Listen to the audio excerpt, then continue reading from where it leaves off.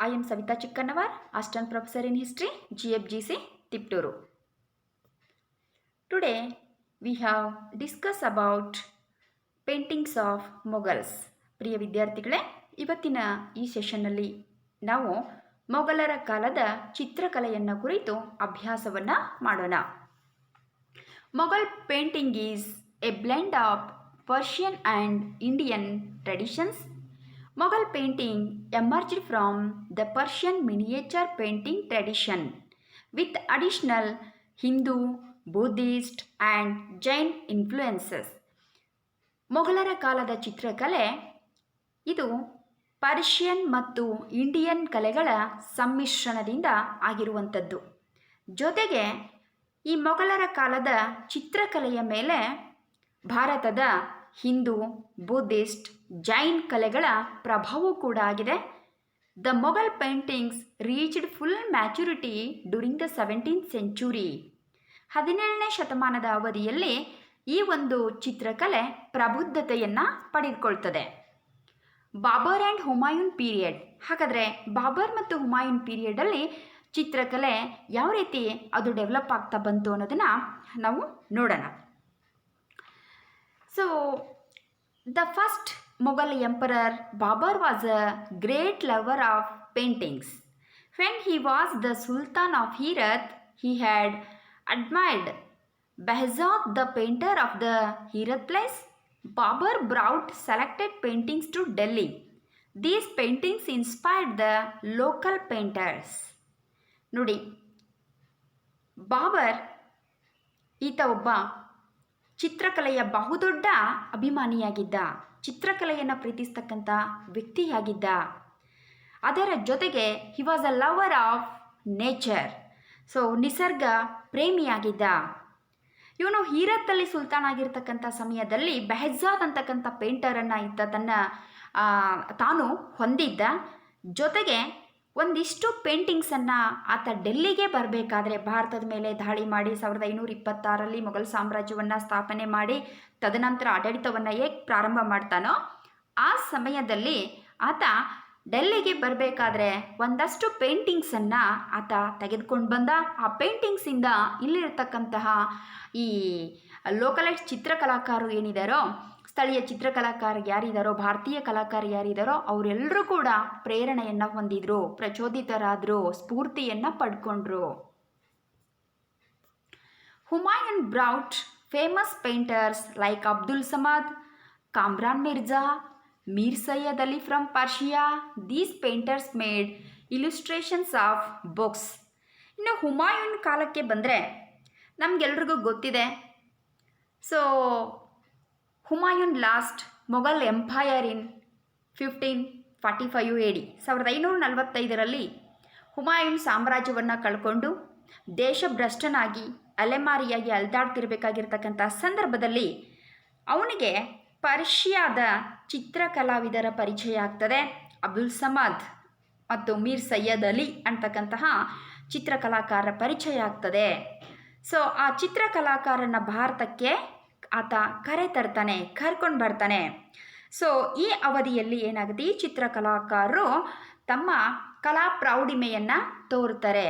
These painters made illustrations of books. ಈಗಿರ್ತಕ್ಕಂಥ ಪುಸ್ತಕಗಳನ್ನು illustrations ಮಾಡ್ತಾರೆ, ಅಂದರೆ ಸಚಿತ್ರಗೊಳಿಸ್ತಾರೆ. ಈ ಇರತಕ್ಕಂತಹ ಯಾವುದೇ ಬುಕ್ಸ್ ಏನಿರುತ್ತೋ ಆ ಬುಕ್ಸ್ಗಳನ್ನು ಇಲಿಸ್ಟ್ರೇಷನ್ ಮಾಡ್ತಾರೆ, ಸಚಿತ್ರಗೊಳಿಸ್ತಾರೆ. Next one, the Akbar period. ಹಾಗಾದರೆ ಅಕ್ಬರನ ಅವಧಿಯಲ್ಲಿ ಈ ಒಂದು ಪೇಂಟಿಂಗ್ಸ್ ಅಂತಕ್ಕಂಥದ್ದು ಯಾವ ರೀತಿ ಡೆವಲಪ್ ಆಯಿತು ಅನ್ನೋದನ್ನು ನೋಡೋಣ. Under the reign of Akbar, Mughal painting came in to its own. ಹಾಗಾದರೆ ಅಕ್ಬರನ ಆಡಳಿತದ ಅವಧಿಯಲ್ಲಿ ಅದು ತನ್ನದೇ ಆಗಿರ್ತಕ್ಕಂಥ ಒಂದು ಅಸ್ತಿತ್ವವನ್ನು ಪಡ್ಕೊಳ್ಳುತ್ತೆ. Akbar trained in painting in his youths by the Persian master Abdul Samad. Akbar was responsible for setting up the first atelier of court painters. ನೋಡಿ, ಅಕ್ಬರ್ ಯುವ ಚಿತ್ರಕಲಾಕಾರರಿಗೆ ಆತ ತರಬೇತಿಯನ್ನು ಕೊಡ್ತಾನೆ. ಚಿತ್ರಕಲಾ ಕ್ಷೇತ್ರದಲ್ಲಿ ಆತ ತರಬೇತಿಯನ್ನು ಕೊಟ್ಟ. ಅದಕ್ಕೋಸ್ಕರನೇ ಅಬ್ದ್ ಅಲ್ ಸಮದ್ ಅಂತಕ್ಕಂಥ ಪರ್ಷಿಯನ್ ಪೇಂಟರನ್ನು ಕರೆಸಿ ಅವರ ಒಂದು ನೇತೃತ್ವದಲ್ಲಿ ಈ ತರಬೇತಿಯನ್ನು ಕೊಡ್ತಕ್ಕಂತಹ ಕಾರ್ಯವನ್ನು ಅಕ್ಬರ್ ಮಾಡ್ತಾರೆ. ಜೊತೆಗೆ ಈತ ಈ ಚಿತ್ರಕಲೆ ಡೆವಲಪ್ ಆಗೋದಕ್ಕೆ ಬಹಳಷ್ಟು ಶ್ರಮವಹಿಸಿ ಇದಕ್ಕೆ ಒಂದು ವೇದಿಕೆಯನ್ನು ಹಾಕಿಕೊಟ್ರು. This atelier was chiefly responsible for illustrating books on a variety of subjects: histories, romances, poetry, legends, and fables of both Persian and Indian origin. So this atelier, ಇದೊಂದು ಏನು ಚಿತ್ರಕಲಾ ಶಾಲೆ ಅಕ್ಬರನ ಅವಧಿಯಲ್ಲಿ ಪ್ರಾರಂಭವಾಗಿ ಪರ್ಷಿಯನ್ ಪೇಂಟರಿಂದ ತರಬೇತಿಯನ್ನು ಪಡೀತು ಅಂತ ನಾವು ಹೇಳಿದ್ದೀವಿ. ಅಲ್ಲಿ ಇರ್ತಕ್ಕಂಥ ಯುವ ಚಿತ್ರಕಲಾಕಾರರಿಗೆ ಪರ್ಷಿಯನ್ ಪೇಂಟರಿಂದ ತರಬೇತಿಯನ್ನು ಅಂದರೆ ಅದರದೇ ಆಗಿರ್ತಕ್ಕಂಥ ಒಂದು ಫಾರ್ಮಲ್ ಆಗಿರುವಂತಹ ಒಂದು ಚಿತ್ರಕಲಾ ಶಾಲೆಯನ್ನು ಪ್ರಾರಂಭ ಮಾಡಿ ಆ ಮೂಲಕ ತರಬೇತಿಯನ್ನು ಕೊಡ್ತಕ್ಕಂಥ ಕಾರ್ಯ ಅಕ್ಬರ್ನ ಅವಧಿಯಲ್ಲಿ ಪ್ರಾರಂಭವಾಯಿತು ಅಂತ ನಾವು ಈಗ ನೋಡಿದ್ವಿ. So this atelier was chiefly responsible for illustrating books on a variety of subjects. ಈ ಒಂದು ಕಲಾಶಾಲೆಯಲ್ಲಿ ಏನಾಗ್ತಾ ಇತ್ತು ಅಂತ ಹೇಳಿದ್ರೆ, ಆ ಪುಸ್ತಕಗಳನ್ನು ಇಲ್ಯುಸ್ಟ್ರೇಟ್ ಮಾಡ್ತಕ್ಕಂತಹ ಬುಕ್ಸನ್ನು ಇಲ್ಯುಸ್ಟ್ರೇಟ್ ಮಾಡ್ತಕ್ಕಂತಹ ಒಂದು ಕಾರ್ಯ ನಡೀತು. ಹಾಗಾದರೆ ಯಾವ ಬುಕ್ಸ್ ಅಂತ ಹೇಳಿದ್ರೆ, whatever it may be, histories, romances, poetry, legends and fables. So ಯಾವುದಾದ್ರೂ ಆಗಿರಬಹುದು, ಅದು ಪರ್ಷಿಯನ್ಸ್ದಾಗಿರ್ಬೋದು ಅಥವಾ ಇಂಡಿಯನ್ದು ಕೂಡ ಆಗಿರ್ಬೋದು, ಯಾವುದಾದ್ರೂ ಕೂಡ ಆಗಿರ್ಬೋದು, ಅದನ್ನು ಸಚಿತ್ರಗೊಳಿಸ್ತಕ್ಕಂತಹ ಕಾರ್ಯ ಅಕ್ಬರನ ಅವಧಿಯಲ್ಲಿ ಆಗ್ತದೆ. ಹಾಗಾದರೆ ಈ ಪೇಂಟರ್ಸು ಯಾವ ಟೂಲ್ಸನ್ನು ಯೂಸ್ ಮಾಡ್ಕೊಳ್ತಾ ಇದ್ರು? The colours used were mostly mineral and sometimes vegetables dyes, and the fine brushes were made from squirrel tail or camel hair. ಹಾಗಾದರೆ ಇವರು ಈ ಪೇಂಟರ್ಸು ಈ ತರಕಾರಿಗಳು, ವೆಜಿಟೇಬಲ್ಸ್ ಏನಿದಾವೋ ಅದರಿಂದ ಕಲರ್ಸನ್ನು ಯೂಸ್ ಮಾಡ್ಕೊಳ್ತಕ್ಕಂಥದ್ದು ಮತ್ತು ಮಿನರಲ್ಸನ್ನು ಉಪಯೋಗ ಮಾಡಿಕೊಂಡು ಅದರಿಂದ ಕಲರ್ಸನ್ನು ಅವರು ತಯಾರಿ ಮಾಡ್ಕೊಳ್ತಾ ಇದ್ರು. ಮತ್ತು ಆ ಬಣ್ಣವನ್ನು ಹಚ್ಚೋದಕ್ಕೆ ಅವರು ಬ್ರಷ್ ಬೇಕಲ್ವಾ, ಆ ಬ್ರಷ್ ಯಾವುದರಿಂದ ಆಗ್ತಾಯಿತ್ತು ಅಂತಂದರೆ ಸ್ಪೈರಲ್ಸು, ಅಳಿಲು ಅಂತ ನಾವೇನು ಹೇಳ್ತೀವಲ್ವ, ಅದರ ಬಾಲ ಏನಿದೆಯೋ ಅದನ್ನು ಉಪಯೋಗ ಮಾಡ್ಕೊಳ್ತಾ ಇದ್ರು. ಮತ್ತು ಕ್ಯಾಮೆಲ್ ಹೇರನ್ನು ಕೂಡ ಅವರು ಟೂಲ್ಸನ್ನಾಗಿ ಬಳಕೆ ಮಾಡಿಕೊಂಡು ಪೇಂಟ್ ಮಾಡ್ತಾಯಿದ್ರು. Main works during his period. ಹಾಗಾದರೆ ಅಕ್ಬರನ ಅವಧಿಯಲ್ಲಿ ಯಾವ ಒಂದು ಕಾರ್ಯಗಳ ಆಗ್ತದೆ ಅಂದರೆ ಈ ಚಿತ್ರಕಲೆಗೆ ಸಂಬಂಧಪಟ್ಟಂತೆ ಏನು ಸಾಧನೆ ಆಗ್ತದೆ, ಯಾವ ಅಚೀವ್ಮೆಂಟ್ ಆಗುತ್ತೆ ಅನ್ನೋದನ್ನು ನೋಡೋಣ. The Tutinama was illustrated. The Tutinama was illustrated. Tutinama means Tales of a Parrot. It was showing the stylistic components of the imperial Mughal style at a formative stage. ನೋಡಿ, ಈ ತುತಿನಾಮ ಅಂತಕ್ಕಂಥದ್ದು ಅಕ್ಬರನ ಅವಧಿಯಲ್ಲಿ ಇಲ್ಯುಸ್ಟ್ರೇಟ್ ಮಾಡಿದ್ರು ಅಥವಾ ಅದನ್ನು ಸಚಿತ್ರಗೊಳಿಸಿದ್ರು. ಇದು ಏನನ್ನು ತೋರಿಸ್ತದೆ ಅಂತಂದರೆ, the stylistic components of the imperial Mughal style a formative stage. ಹಾಗಾದರೆ ಆ ಅವಧಿಯಲ್ಲೇ ಇರತಕ್ಕಂತಹ ಒಂದು ಏನು ಸ್ಟೈಲಿಸ್ಟಿಕ್ ಕಾಂಪೋನೆಂಟ್ಸು ಮೊಘಲ್ದು ಏನಿತ್ತು, ಸೊ ಅದನ್ನು ಆ ಕುರಿತು ನಮಗೆ ಮಾಹಿತಿಯನ್ನು ಇದು ಕೊಡ್ತದೆ. ಜೊತೆಗೆ ಅದನ್ನು ಇಲ್ಲಿ ನಾವು ನೋಡಬಹುದು ತುತಿನಾಮದಲ್ಲಿ. Next one, illustrated Hamzanama or Dastan-e-Amir Hamza. This was in 14 volumes. It originally contained 1400 illustrations of an unusually large size.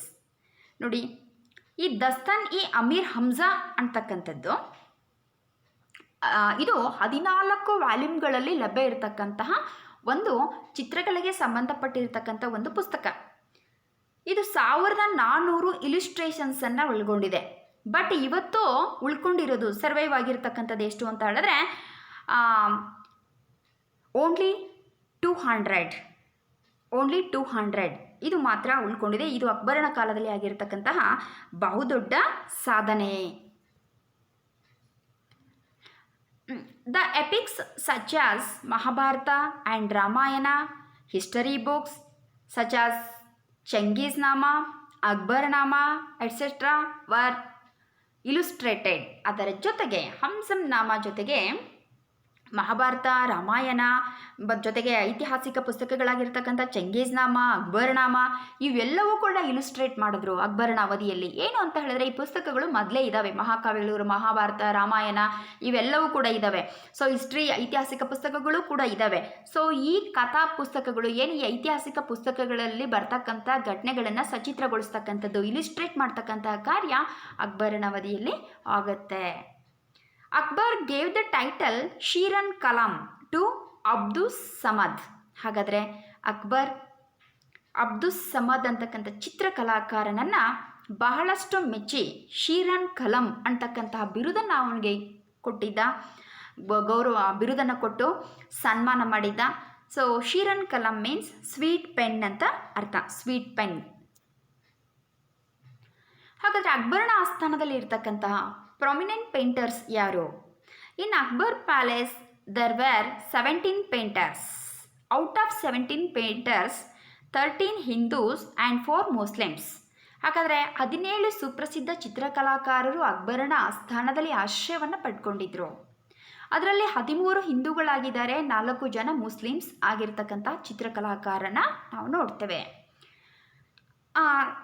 There were Govardhan, Dashwant or Daswant, Madhu, Mahesh, Karan, Mukund, Keshavlal, Panwal, Rana, Jagannath, Hariban, Farrukh, Abdul Samad, Sayyid Ali and others.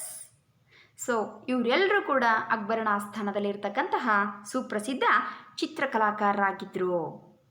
ಹಾಗಾದರೆ ಇವರು ಯಾವುದನ್ನು ಕುರಿತು ಚಿತ್ರವನ್ನು ಬಿಡಿಸ್ತಾ ಇದ್ರು ಅಂತ ಹೇಳಿದ್ರೆ, during Akbar paintings include places, nature paintings, hunting and war scene, birds, animals etcetera. So ಅನೇಕ ದೃಶ್ಯಗಳು ಅವರ ಚಿತ್ರಕಲೆಯಲ್ಲಿ ಅರಳ್ತಾ ಇದ್ವು.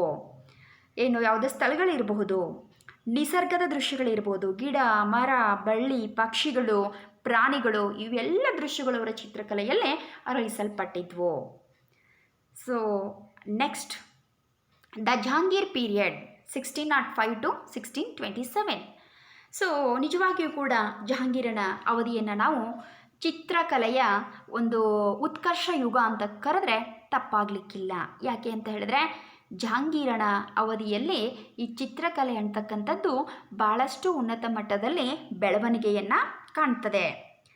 The emperor Jahangir showed keen interest in paintings and maintained his own atelier. So ಈತ ಬಹಳಷ್ಟು ಆಸಕ್ತಿಯನ್ನು ತೋರಿಸಿದ ಚಿತ್ರಕಲೆಯಲ್ಲಿ. ಯಾಕೆ ಅಂತ ಹೇಳಿದ್ರೆ ಅವನು ನಿಸರ್ಗವನ್ನು ತುಂಬ ಇಷ್ಟಪಡ್ತಿದ್ದ. ಸೊ ತಾನು ಕಂಡಿರ್ತಕ್ಕಂಥ ನಿಸರ್ಗದ ದೃಶ್ಯಗಳನ್ನು ಚಿತ್ರಕಲೆಯಲ್ಲಿ ಅರಳಿಸೋದಕ್ಕೆ ಆತ ಇಷ್ಟಪಡ್ತಿದ್ದ. ಹಾಗಾಗಿ ಚಿತ್ರಕಲಾ ಕ್ಷೇತ್ರವನ್ನು ಆತ ಬೆಳೆಸ್ತಾನೆ. ಜೊತೆಗೆ ತನ್ನದೇ ಆಗಿರ್ತಕ್ಕಂತಹ ಒಂದು ಸ್ವಂತ ಚಿತ್ರಕಲಾ ತರಬೇತಿ ಶಾಲೆಯನ್ನು ಆತ ಕಟ್ಟಿ ಬೆಳೆಸ್ತಾನೆ. He encouraged paintings for prose and poetical classic including books of ghazals and rubais. There are illustrated. So ಇವನ ಅವಧಿಯಲ್ಲಿ, ಜಹಾಂಗೀರನ ಅವಧಿಯಲ್ಲಿ ಈ ಪ್ರೋಸ್ ಆ್ಯಂಡ್ ಪೊಯಿಟ್ರಿಕ್ಸ್ಗೆ ಸಂಬಂಧಪಟ್ಟಿರುವಂತಹ ಅನೇಕ ಕ್ಲಾಸಿಕಲ್ ಬುಕ್ಸ್ ಏನಿದೆಯೋ, ಜೊತೆಗೆ ಗಜಲ್ ಆ್ಯಂಡ್ ರುಬಾಯ್ಸ್ ಅಂತ ಏನು ಹೇಳ್ತೀವಲ್ಲ, ಆ ಕ್ಲಾಸಿಕಲ್ ಬುಕ್ಸ್ ಏನಿದೆಯೋ, ಕ್ಲಾಸಿಕ್ ಬುಕ್ಸು, ಅವು ಎಲ್ಲವೂ ಕೂಡ ಇಲುಸ್ಟ್ರೇಟೆಡ್ ಆದವು. ಯಾರ ಅವಧಿಯಲ್ಲಿ ಅಂತ ಹೇಳಿದ್ರೆ ಜಹಾಂಗೀರನ ಅವಧಿಯಲ್ಲಿ. ಇದಕ್ಕೆ ಆತ ಪ್ರೋತ್ಸಾಹವನ್ನು ಕೊಡ್ತಾನೆ. Jahangir established a new studio of painting headed by Aqa Riza who came from Persia. ಈತ ಒಂದು ನ್ಯೂ ಸ್ಟುಡಿಯೋ ಆಫ್ ಪೇಂಟಿಂಗ್, ಈತ ಒಂದು ಹೊಸ ಒಂದು ಚಿತ್ರಕಲಾ ಶಾಲೆಯನ್ನು ಪ್ರಾರಂಭ ಮಾಡ್ದ. ಯಾರ ನೇತೃತ್ವದಲ್ಲಿ ಅಂತ ಹೇಳಿದ್ರೆ ಅಕ್ವಾರೇಜಾ, ಪರ್ಷಿಯಾದಿಂದ ಬಂದಿರತಕ್ಕಂಥ ಒಬ್ಬ ಸುಪ್ರಸಿದ್ಧ ಚಿತ್ರಕಲಾಕಾರ ಅಕ್ವಾರೇಜಾ ಇದ್ದ. ಸೊ ಅವನ ನಾಯಕತ್ವದಲ್ಲಿ ಈ ಒಂದು ಚಿತ್ರಕಲಾ ತರಬೇತಿ ಶಾಲೆ ನಡ್ಕೊಂಡು ಹೋಗ್ತಾ ಇತ್ತು. ಜೊತೆಗೆ ಜಹಾಂಗೀರನ ಅವಧಿಯಲ್ಲಿ ಚಿತ್ರಕಲೆ ಅನ್ನುವಂಥದ್ದು ಸಾಕಷ್ಟು ಒಂದು ಪ್ರಬುದ್ಧತೆಯನ್ನು, ಮ್ಯಾಚುರಿಟಿಯನ್ನು, ಪರ್ಫೆಕ್ಷನನ್ನು ಪಡ್ಕೊಳ್ಳುತ್ತೆ. Brush work became finer and the colours lighter. Brush work ತುಂಬ ಫೈನಾಗಿ ಬರ್ತದೆ. ಈವನ್ ಕಲರ್ಸ್ ಕೂಡ ಸೊ ತುಂಬ ಲೈಟಾಗಿ ಜೊತೆಗೆ ಎಷ್ಟು ಬೇಕೋ ಅಷ್ಟನ್ನು ಕೊಡ್ತಕ್ಕಂತಹ ಒಂದು ಪ್ರಯತ್ನ, ಅತ್ಯಂತ ಉತ್ತಮವಾಗಿ ಆ ಚಿತ್ರಕಲೆ ಮೂಡಿ ಬರೋದಕ್ಕೆ ಯಾವ ಥರ ಕಲರನ್ನು ಮಾಡಬೇಕು ಅಂತಕ್ಕಂಥ ಪ್ರಯತ್ನ ಇವನ ಅವಧಿಯಲ್ಲಿ ಆಗ್ತದೆ. Jahangir was also deeply influenced by European painting. So ಜಹಾಂಗೀರನ ಅವಧಿಯಲ್ಲಿ ಅಷ್ಟೊತ್ತಿಗಾಗಲೇ ಭಾರತಕ್ಕೆ ಯುರೋಪಿಯನ್ನರ ಆಗಮನ ಆಗಿತ್ತು. ಡಚ್, ಫ್ರೆಂಚ್, ಇಂಗ್ಲೀಷ್, ಸೊ ಇವರೆಲ್ಲರೂ ಕೂಡ ಭಾರತಕ್ಕೆ ಬಂದಿದ್ದರು. ಸೊ ಅವ್ರ ಕಾಂಟ್ಯಾಕ್ಟ್ ಇತ್ತು. ಸೊ ಹಾಗಿದ್ದಾಗ ಈ ಯುರೋಪಿಯನ್ ಪೇಂಟಿಂಗ್ಸಿಂದ ಈತ ತುಂಬಾ ಇನ್ಫ್ಲೂಯೆನ್ಸ್ ಆಗ್ತಾನೆ. He particularly encouraged paintings depicting events of his own life, individual portraits, and studies of birds, flowers, and animals. ಈತ ಯಾವ ಥರ ಒಂದು ದೃಶ್ಯಗಳನ್ನು ಚಿತ್ರಕಲೆಯಲ್ಲಿ ಬಿಡಿಸೋದಕ್ಕೆ ಪ್ರೇರೇಪಣೆ ಕೊಡ್ತಾನೆ ಅಂತ ಹೇಳಿದ್ರೆ, ಅಥವಾ ಎನ್ಕರೇಜ್ ಮಾಡ್ತಾನೆ ಅಂತ ಹೇಳಿದ್ರೆ, ಅವನ ವೈಯಕ್ತಿಕ ಜೀವನಕ್ಕೆ ಸಂಬಂಧಪಟ್ಟಿರ್ತಕ್ಕಂಥ ಘಟನೆಗಳನ್ನೇ ಚಿತ್ರಕಲೆಯಲ್ಲಿ ಬಿಡಿಸ್ತಕ್ಕಂಥದ್ದು. ಸೊ ಇಂತಹ ಪ್ರಯತ್ನ ಮೊದಲ ಬಾರಿಯೆಲ್ಲ ಆಗ್ತದೆ. ಮೊದಲೆಲ್ಲ ದೃಶ್ಯಗಳನ್ನು, ನಿಸರ್ಗದ ದೃಶ್ಯಗಳನ್ನು ಬಿಡಿಸ್ತಕ್ಕಂಥದ್ದು ಹೆಚ್ಚಾಗಿ ಕಾಣ್ತಾ ಇತ್ತು. ಆದರೆ ಜಹಾಂಗೀರನ ಅವಧಿಯಲ್ಲಿ ಆತ ಅವನ ಓನ್ ಲೈಫ್ ಈವೆಂಟ್ಸ್ ಏನಿದೆಯೋ ಅದಕ್ಕೆ ಹೆಚ್ಚು ಆತ ಪ್ರಿಫರ್ ಮಾಡ್ತಾನೆ. ಇಂಡಿವಿಜುವಲ್ ಪೋರ್ಟ್ರೈಟ್ಸ್, ಅವನದೇ ಭಾವಚಿತ್ರವನ್ನು, studies of birds, so birds ಚಿತ್ರಗಳನ್ನು, ಜೊತೆಗೆ ಆನಿಮಲ್ಸ್ ಏನೋ ಚಿತ್ರಗಳು ಬರ್ತದೋ, ಸೊ ಅದೆಲ್ಲವೂ ಕೂಡ ಇವನ ಚಿತ್ರಕಲೆಯಲ್ಲಿ ಅರಳುತ್ತೆ. The Tuzki Jahangiri. So this is autobiography of emperor Jahangir. So this is also called as Jahangirnama. ಇದನ್ನು ಜಹಾಂಗೀರ್ನಾಮಾ ಅಂತ ಕೂಡ ಕರೀತಾರೆ. It has several paintings. ಇದು ಅನೇಕ ಒಂದು ಚಿತ್ರಗಳನ್ನು ಇದು ಹೊಂದಿದೆ. ಈ ತುಜ್ಕಿ ಜಹಾಂಗೀರ್ ಏನಿದೆಯಲ್ಲ, ಇದು ಅನೇಕ ಚಿತ್ರಗಳನ್ನು ಹೊಂದಿದೆ. ಅವನೇ ಆ ಒಂದು ಆಟೋಬಯೋಗ್ರಫಿನಲ್ಲಿ ಅನೇಕ ಚಿತ್ರಗಳನ್ನು ಅದರಲ್ಲಿ ಬಿಡಿಸಿದ್ದಾನೆ. ನಿಸರ್ಗಕ್ಕೆ ಸಂಬಂಧಪಟ್ಟಿರ್ತಕ್ಕಂಥದ್ದು ಅಥವಾ ಇನ್ನೂ ಅನೇಕ ಚಿತ್ರಗಳನ್ನು ನಾವಿಲ್ಲಿ ನೋಡ್ಬೋದು.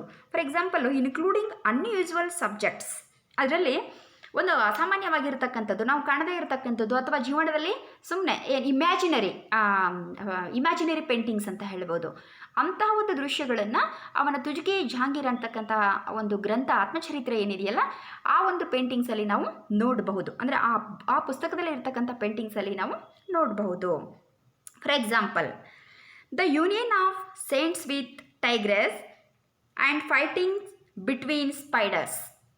ಈ ಒಂದು ಚಿತ್ರಗಳು ತುಜ್ಕಿ ಜಹಾಂಗೀರ್ನಲ್ಲಿ ನಾವು ನೋಡೋದಕ್ಕೆ ಸಾಧ್ಯ ಇದೆ. ಸೊ ಇಂತಹ ಅನೇಕ ಪೇಂಟಿಂಗ್ಸ್, ಇದರ ಜೊತೆಗೆ ಗಿಡ, ಮರ, ಬಳ್ಳಿ, ಇಂತಹ ದೃಶ್ಯಗಳನ್ನು ಆ ತುಜ್ಕಿ ಜಹಾಂಗೀರಲ್ಲಿ ನಾವು ಕಾಣಬಹುದು. ಇವನ ಆಸ್ಥಾನದಲ್ಲಿರ್ತಕ್ಕಂತಹ ಪ್ರೊಮಿನೆಂಟ್ ಪೇಂಟರ್ಸ್ ಯಾರು ಅಂತ ಹೇಳಿದ್ರೆ, Govardhan, Manohar, Bishan Das, Keshav Das, Madhav, Tulsi were famous Hindu painters during Jahangir period. ಇಲ್ಲಿ ನೋಡಿ, ಇವರು ಹಿಂದೂ ಪೇಂಟರ್ಸ್ ಆಗಿದ್ದರು. ಯಾರೋ ಗೋವರ್ಧನ, ಮನೋಹರ, ಬಿಷನ್ ದಾಸ್, ಕೇಶವ್ ದಾಸ್, ಮಾಧವ, ತುಳಸಿ, ಇವರೆಲ್ಲರೂ ಕೂಡ ಏನಾಗಿದ್ದಾರೆ, ಹಿಂದೂ ಪೇಂಟರ್ಸ್ ಆಗಿದ್ದರು. ಇನ್ನು ಮುಸ್ಲಿಂ ಪೇಂಟರ್ಸ್ ಯಾರು ಅಂತ ಹೇಳಿದ್ರೆ, Ustad Mansur, Hashim, Dolwar, Nadir, Murad, Abdul Hasan, Aqa Riza were famous painters among Muslims. So ಈ ಮುಸ್ಲಿಂ ಚಿತ್ರಕಲಾಕಾರರಲ್ಲಿ ಇವರು ಸುಪ್ರಸಿದ್ಧ ಚಿತ್ರಕಲಾಕಾರರಾಗಿದ್ದರು. Jahangir gave titles like Nadir al Asr, Nadir uz Zaman. These titles can be compared to Kalaratna and Vishwa Kalaratna. ನೋಡಿ, ನಮ್ಮಲ್ಲಿ ಯಾವುದೇ ಒಂದು ಬಹುದೊಡ್ಡ ಸಾಧನೆ ಮಾಡಿದಾಗ ಚಿತ್ರಕಲಾ ಕ್ಷೇತ್ರದಲ್ಲಿ ಏನು ಕಲಾರತ್ನ, ವಿಶ್ವ ಕಲಾರತ್ನ ಅನ್ನುವಂತಹ ಬಿರುದುಗಳನ್ನು, ಟೈಟಲ್ಸನ್ನು ಹೇಗೆ ಕೊಡ್ತಾರೋ ಅದೇ ಥರ ಜಹಾಂಗೀರ್ ಈ ಒಂದು ಚಿತ್ರಕಲಾ ಕ್ಷೇತ್ರದಲ್ಲಿ ಸಾಧನೆ ಮಾಡಿರತಕ್ಕಂತಹ ಸುಪ್ರಸಿದ್ಧ ಕಲಾಕಾರರಿಗೆ ನಾದಿರ್ ಅಲ್ ಅಸರ್, ನಾದಿರ್ ಉಜ್ ಜಮಾನ್ ಅನ್ನುವಂಥ ಟೈಟಲ್ಸನ್ನು ಕೊಡ್ತಕ್ಕಂತಹ ಒಂದು ಸಂಪ್ರದಾಯವನ್ನು ಇಟ್ಕೊಂಡಿದ್ದ. Next one, Shah Jahan period. So ಇಲ್ಲಿ ಶಾಜಾನ್ ಪೇಂಟಿಂಗ್ಸನ್ನು ನಾವು ಈ ಚಿತ್ರದಲ್ಲಿ ನೋಡಬಹುದು. Court paintings became more rigid and formal. ಇವನ ಅವಧಿಯಲ್ಲಿ ಏನಾಗುತ್ತೆ, ಕೋರ್ಟ್ ಪೇಂಟಿಂಗ್ಸು ತುಂಬಾ ರಿಜಿಡಿಟಿ ಆಗುತ್ತೆ, ಫಾರ್ಮಲ್ ಆಗಿಬಿಡುತ್ತೆ, ಫಾರ್ಮಲ್ ಆಗುತ್ತೆ, ಮೊದಲ ಥರ ಸರಳವಾಗಿ ಇರಲಿಲ್ಲ. The Padshahnama has portraits of the courtiers and servants of the king painted with great detail and individuality. ಪಾದಿಶಾಹ ನಾಮವು ಕೂಡ ಇಲುಸ್ಟ್ರೇಟ್ ಆಗಿದೆ. ಸೊ ಅದರಲ್ಲಿ ಏನಿದೆ ಅಂತ ಹೇಳಿದ್ರೆ, portraits of the courtiers and servants of the king painted with great detail and individuality. ವೈಯಕ್ತಿಕವಾಗಿರತಕ್ಕಂಥ ಅನೇಕ ವಿವರಗಳಿದ್ದಾವೆ. ಸೊ ಅಲ್ಲಿ ಸರ್ವೆಂಟ್ಸ್ಗೆ ಮತ್ತು ಕೋರ್ಟಿಯರ್ಸ್ ವಿವರಗಳನ್ನು ನಾವು ಚಿತ್ರಕಲಾ ರೂಪದಲ್ಲಿ ಪಾದಿಶಾಹ ನಾಮದಲ್ಲಿ ಕಾಣಬಹುದು. ಸೊ ಇವನ ಅವಧಿಯಲ್ಲಿ ಚಿತ್ರಕಲೆ ಜಹಾಂಗೀರ್ಗೆ ಕಂಪೇರ್ ಮಾಡಿದ್ರೆ ಅಷ್ಟೊಂದು ಬೆಳವಣಿಗೆ ಆಗಲಿಲ್ಲ. ಯಾಕೆ ಅಂತ ಹೇಳಿದ್ರೆ, he gave first preference to construction of buildings or monuments. ಈತ ತನ್ನ ಮೊದಲ ಆದ್ಯತೆಯನ್ನು ಯಾವುದಕ್ಕೆ ಪ್ರಿಫರ್ ಮಾಡ್ತಾನೆ ಅಂತ ಹೇಳಿದ್ರೆ, ಸ್ಮಾರಕಗಳ ನಿರ್ಮಾಣಕ್ಕೆ ಕೊಡ್ತಾನೆ. ಸೊ ಹಾಗಾಗಿ ಚಿತ್ರಕಲೆ ಅಂತಕ್ಕಂಥದ್ದು ಇವನ ಅವಧಿಯಲ್ಲಿ ಸ್ವಲ್ಪ ಕಡಿಮೆ ಮಟ್ಟದ ಬೆಳವಣಿಗೆಯನ್ನು ಕಂಡುಕೊಳ್ತು ಅನ್ನುವಂಥದ್ದು ನೋಡ್ಬೋದು. ಆದಾಗ್ಯೂ ಕೂಡ ಬಂಗಾರದ ಲೋಹ ಆಭರಣಗಳನ್ನು ಆ ಒಂದು ಚಿತ್ರಕಲೆಯಲ್ಲಿ ಏನಾದರೂ ಒಬ್ಬ ವ್ಯಕ್ತಿಯ ಚಿತ್ರವನ್ನು ಬಿಡಿಸಿದ್ರೆ ಆಭರಣಗಳನ್ನು ತೊಡಸ್ತಕ್ಕಂಥದ್ದು, ಅಂತಹ ಒಂದು ಕಲೆ ಇವನ ಅವಧಿಯಲ್ಲಿ ಬೆಳವಣಿಗೆ ಆಗುತ್ತೆ. ಇವನ ಆಸ್ಥಾನದಲ್ಲಿರ್ತಕ್ಕಂಥ ಪ್ರಾಮಿನೆಂಟ್ ಪೇಂಟರ್ಸ್ ಯಾರು ಅಂತ ಹೇಳಿದ್ರೆ, ಮೀರ್ ಅಶಿವಾಲ್, ಫಕ್ರುಲ್ಲಾ, ಅನೂಪ್ ಚಂದ್, ಚಿತ್ರನಾನಿ ಅಂತಕ್ಕಂತಹ ಪೇಂಟರ್ಸು ಇವನ ಆಸ್ಥಾನದಲ್ಲಿ ಇದ್ದರು. Painters depicted Shahjahan as divine monarch surrendered by angels who carried a divine crown from a heaven. His scenes depicting the peacock throne, favorite horses, finest dresses and jewellery. So ಇವೆಲ್ಲವೂ ಕೂಡ depict ಆಗಿದೆ ಚಿತ್ರಕಲೆಯಲ್ಲಿ. ಸೊ ಈ ಎಲ್ಲ ದೃಶ್ಯಗಳನ್ನು ಇವರು ಏನು ಮಾಡಿದ್ದಾರೆ ಅಂತ ಹೇಳಿದ್ರೆ, ಚಿತ್ರಕಲೆಯ ಮೂಲಕ ಡೆಪಿಕ್ಟ್ ಮಾಡಿದ್ದಾರೆ. ಇಂತಹ ದೃಶ್ಯಗಳು ಚಿತ್ರಕಲೆಯಲ್ಲಿ ಇವನ ಅವಧಿಯಲ್ಲಿ ಅರಳಲ್ಪಟ್ಟವು. ಫೇವ್ರೆಟ್ ಹಾರ್ಸಸ್ ಇರ್ಬೋದು, ಫೈನೆಸ್ಟ್ ಡ್ರೆಸ್ಸಸ್ ಇರ್ಬೋದು, ಜ್ಯುವೆಲ್ರಿ ಇರ್ಬೋದು, ಸೊ ಪಿಕಾಕ್ ಥ್ರೋನ್, ಇವೆಲ್ಲವೂ ಕೂಡ ಚಿತ್ರಕಲೆಯಲ್ಲಿ ಒಂದು ಚಿತ್ರಕಲೆಯಲ್ಲಿ ಈ ಘಟನೆಗಳು, ಈ ದೃಶ್ಯಗಳು ಅರಳಿದ್ವು.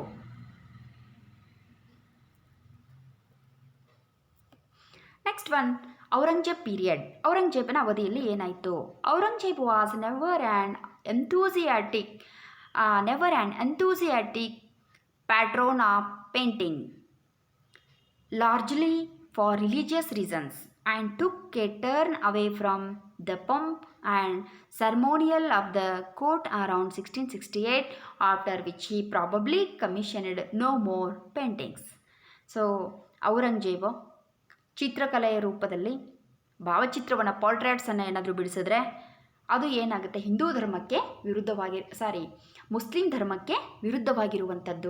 ಮುಸ್ಲಿಂ ಧರ್ಮಕ್ಕೆ ವಿರುದ್ಧವಾಗಿರುವಂತಹ ಕೃತ್ಯ ಆಗುತ್ತೆ ಅಂತ ಹೇಳಿ ಈ ರಿಲಿಜಿಯಸ್ ಪರ್ಪಸ್ಗೋಸ್ಕರ ಆತ did not support to any painting. So ಯಾವುದೇ ಒಂದು ಚಿತ್ರಕಲೆಗೆ ಆತ ಪ್ರೋತ್ಸಾಹವನ್ನು ನೀಡಲಿಲ್ಲ. ಸೊ ಹಾಗಿದ್ದಾಗ ಇವನ ಅವಧಿಯಲ್ಲಿ ಚಿತ್ರಕಲೆ ಕ್ಷೀಣಿಸ್ತಾ ಬಂತು. Next, the time of Shah Alam, the art of Mughal painting had last it's glory. ಇವನ ನಂತರ ಬಂದಿರತಕ್ಕಂಥ ಎರಡನೇ ಶಾ ಆಲಂನ ಅವಧಿಯಲ್ಲಿ ಚಿತ್ರಕಲೆ ಸಂಪೂರ್ಣವಾಗಿ ತನ್ನ ವೈಭವವನ್ನು ಅದು ಕಳ್ಕೊಂಡ್ಬಿಡ್ತು. ಹೀಗೆ ಅಕ್ಬರನ ಅವಧಿಯಲ್ಲಿ ಒಂದು ಅಸ್ತಿತ್ವವನ್ನು ಕಂಡುಕೊಂಡು ಜಹಾಂಗೀರನ ಅವಧಿಯಲ್ಲಿ ಉತ್ಕರ್ಷ ಮಟ್ಟದಲ್ಲಿ ಅದು ಬೆಳವಣಿಗೆಯಾಗಿ ಔರಂಗಜೇಬನ ಕಾಲದಿಂದ ಮೊಘಲರ ಚಿತ್ರಕಲೆ ಕ್ಷೀಣಿಸ್ತಾ ಬಂತು ಅನ್ನೋದನ್ನು ನಾವಿಲ್ಲಿ ನೋಡಬೇಕಾಗತ್ತೆ. ಸೊ ಇನ್ನು paintings of Rajputs. At the same time Rajput kingdoms ಏನಿದೆ ನಾರ್ತ್ ಇಂಡಿಯಾದಲ್ಲಿ ಬಹಳಷ್ಟು ಸ್ಥಳಗಳಲ್ಲಿ ಅವರು ಆಡಳಿತವನ್ನು ಮಾಡ್ತಾಯಿದ್ರು. ಫಾರ್ ಎಕ್ಸಾಂಪಲ್ ಕನೌಜ್ ಇರ್ಬೋದು, ಮೇವಾಡ್, ಗ್ವಾಲಿಯರ್, ರಣಥಂಬೋರ್, ಇಲ್ಲೆಲ್ಲ ರಜಪೂತ ರಾಜಮನೆತನಗಳ ಆಳ್ವಿಕೆ ಇತ್ತು. ಸೊ ಇವರು ತಮ್ಮದೇ ಆಗಿರ್ತಕ್ಕಂತಹ ಒಂದು ಪೇಂಟಿಂಗ್ ಸ್ಟೈಲನ್ನು ಡೆವಲಪ್ ಮಾಡಿಕೊಂಡು ಈ ಒಂದು ಕ್ಷೇತ್ರದಲ್ಲಿ ಸಾಧನೆಯನ್ನು ಮಾಡಿದ್ದಾರೆ. ಹಾಗಾದರೆ ಇವರು ಎರಡು ರೀತಿಯಲ್ಲಿ 2 ಟೈಪ್ಸಲ್ಲಿ ಅವರ ಪೇಂಟಿಂಗ್ಸನ್ನು ಡೆವಲಪ್ ಮಾಡಿಕೊಂಡ್ರು. ಫಸ್ಟ್ ಒನ್ ರಾಜಸ್ಥಾನಿ ಸ್ಟೈಲ್ ಅಂತ ಹೇಳ್ತೀವಿ. Rajasthani style associated with the Rajput courts in Rajasthan. ಇದು ರಜಪೂತ್ ಏನು ರಾಜಸ್ಥಾನಿ ಸ್ಟೈಲ್ ಏನಿದೆಯಲ್ಲ, ಇದು ರಾಜಸ್ಥಾನ್ ಕೋರ್ಟ್ಸಿಂದ ಡೆವಲಪ್ ಆಗಿರುವಂಥದ್ದು. The Pahari style associated with the Rajput courts of the Himalayan foothills. ಇದು ಹಿಮಾಲಯನ್ ಫೂಟಿಲ್ಸಲ್ಲಿ ಇದು ಬೆಳವಣಿಗೆಯನ್ನು ಕಂಡುಕೊಂಡಿರ್ತಕ್ಕಂಥದ್ದು. ಇದನ್ನು ಪಹಾರಿ ಸ್ಟೈಲಲ್ಲಿ ಏನಿದೆಯೋ ಅದನ್ನು ಕಾಂಗ್ರಾ ಕಲೆ ಅಂತಲೂ ಕೂಡ ಕರೀತಾರೆ. ಕಾಂಗ್ರಾ ಸ್ಕೂಲಲ್ಲಿ ಡೆವಲಪ್ ಆಗಿರುವಂಥದ್ದು ಪಹಾರಿ ಸ್ಟೈಲು.